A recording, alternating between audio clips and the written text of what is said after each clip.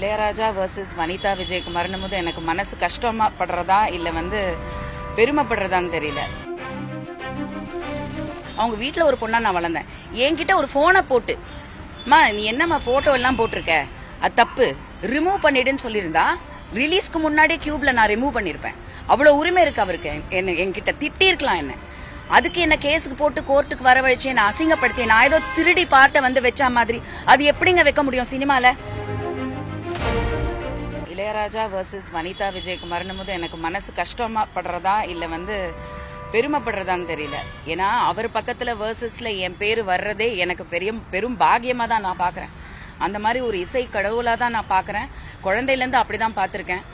And இன்னைக்கு இந்த நிலைமை. பட் சிம்பிளா சொல்லணும்னா எனக்கும் அவருக்கும் பிரச்சனையே கிடையாது.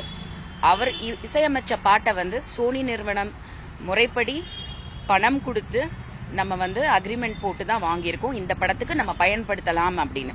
ஸோ அவங்க லீகலா ஒரு அக்ரிமெண்ட் கொடுத்துருக்காங்க. அவங்க எல்லாமே ப்ரொடியூஸ் பண்ணிருக்காங்க. அவங்க கோர்ட்டுக்கு அவங்கள தான் அவர் கேட்கணுமே தவிர வாங்கின இப்போ நம்ம ஒரு அபார்ட்மெண்ட் வாங்குறோம், ஒரு பில்டிங், அந்த பர்டிகுலர் பிராண்ட்ல தான் நம்ம போய் காசு கொடுத்து அந்த டாக்குமெண்ட்டை நம்ம வாங்குவோம். திடீர்னு சம்பந்தம் இல்லாம நான் தான் கட்டினேன் பில்டிங்க, நான் தான் ஆர்கிடெக்ட் அப்படின்னு சொல்லிட்டு நம்ம மேல கேஸ் போட்டா அது எந்த விதத்துல நியாயம்? இதை நான் அப்படிதான் பாக்குறேன். அவர் தான் இசையமைச்சாரு. அவருக்கு நன்றி சொல்றதுக்காக தான் நாங்க அந்த கார்டு யூஸ் பண்ணோம், நன்றி கார்டு யூஸ் பண்ணோம். சினிமால எல்லா சினிமாலையுமே நன்றி கார்டுங்கிறது ஒரு ரெகுலர் ஃபார்மேட். நீங்க எந்த படம் பாத்தீங்கன்னாலும் தேங்க்ஸ் போடுவாங்க. டைரக்டர்ஸ்க்கு போடுவாங்க, ப்ரொடியூசர்ஸ்க்கு போடுவாங்க, போலீஸ்க்கு போடுவாங்க, கவர்மெண்ட்டுக்கு போடுவாங்க. யார் அவங்களுக்கு அந்த படத்துல ஏதோ ஒரு பர்மிஷன் கொடுத்தாங்களோ, ஹெல்ப் பண்ணாங்களோ கண்டிப்பா போடும்.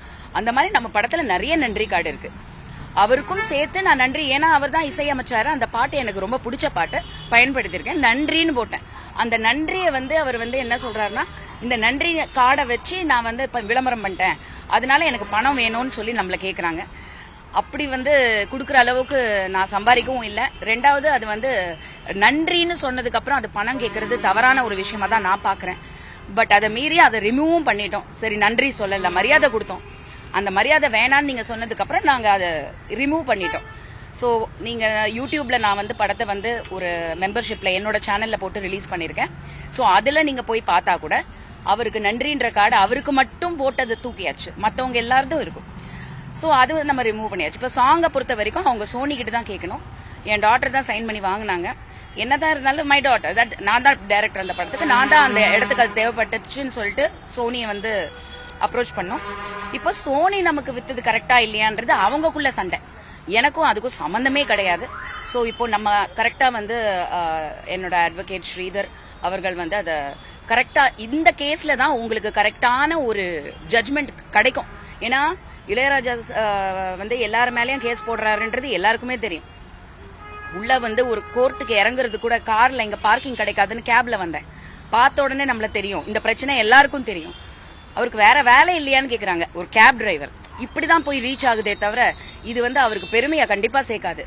என்ன மாதிரி ஒரு சின்ன ப்ரொடியூசர் குழந்தையில இருந்து அவர் பாத்திருக்காரு. நான் இன்னைக்கு எமோஷனல் ஆனது காரணம் கூட அவங்க வீட்டுல ஒரு பொண்ணா நான் வளர்ந்தேன்.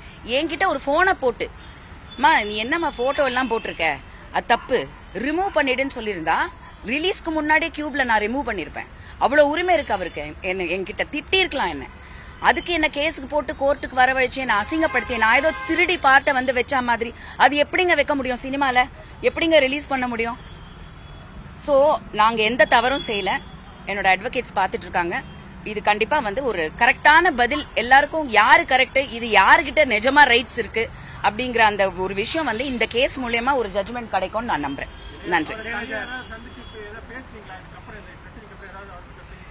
இல்ல, கோர்ட் கேஸ்ன்னு வந்ததுக்கு அப்புறம் நம்ம என்ன பேச முடியும் சொல்லுங்க? அவங்க பணம் தான் கேக்குறாங்க. எதுக்குன்னா நான் நன்றி கார்டு போட்டதுக்கு. எனக்கு புரியல அது எப்படின்ட்டு. கோர்ட்டுக்கு வந்துருச்சு, சப்ஜூடிஸ் மேட்டர். சோ நம்ம வெளியில அதிகமா இதை பத்தி பேசவும் கூடாது. இனிமே லாயர்ஸ் தான் ஹேண்டில் பண்ணுவாங்க. முறைப்படி சட்டப்படி ஒரு கரெக்டான தீர்வு இந்த கேஸ்க்கு கிடைக்கும். நன்றி. எதுக்கு? நான் காசு கொடுத்து வாங்கியிருக்கேங்க, காசு கொடுத்து செலவு பண்ணி படத்தை எடுத்திருக்கேங்க, ஷூட்டிங் பண்ணிருக்கேன், சம்பளம் கொடுத்திருக்கேன், நடிகர்களுக்கு கிரணுக்கெல்லாம் சம்பளம் கொடுத்திருக்கேன். அவ்வளோ எஃபர்ட் போட்டு அந்த சும்மா வச்ச பாடல் இல்ல. யாரோ ஒருத்தர் யூடியூப்ல பேசினாரு, அவர் கூட வந்து இந்த படத்தை பார்த்து பேசினாரு.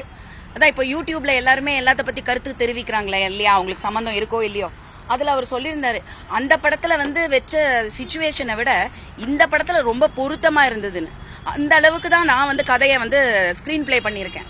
ஒழுங்கா பார்த்து வந்து நீங்க பாத்தீங்கன்னா உங்களுக்கு புரியும் எப்படி ஏன் நான் நீக்க முடியாதுங்கிறது. ஏன்னா நான் கோடிக்கணக்கில் போட்டு படம் எடுத்திருக்கேங்க. இன்னைக்கும் அந்த படத்தை வந்து நான் வந்து அதர் லாங்குவேஜ்ல இருந்து எல்லாமே பேசிட்டு இருக்கேன். எப்படி நான் சிச்சுவேஷனை தூக்க முடியும்? It is not possible. ரெண்டாவது நான் பணம் கொடுத்திருக்கேன், எனக்கு உரிமை இருக்கு, அவ்வளவுதான். நன்றி. ட்ரெண்ட ஃப்ரெண்ட் ஆக்கிக்கோங்க. தந்தி டிவியின் சப்ஸ்கிரைபர்ஸ் அண்ட் ஃபாலோவர்ஸ் குடும்பத்துல நீங்களும் இணையுங்க.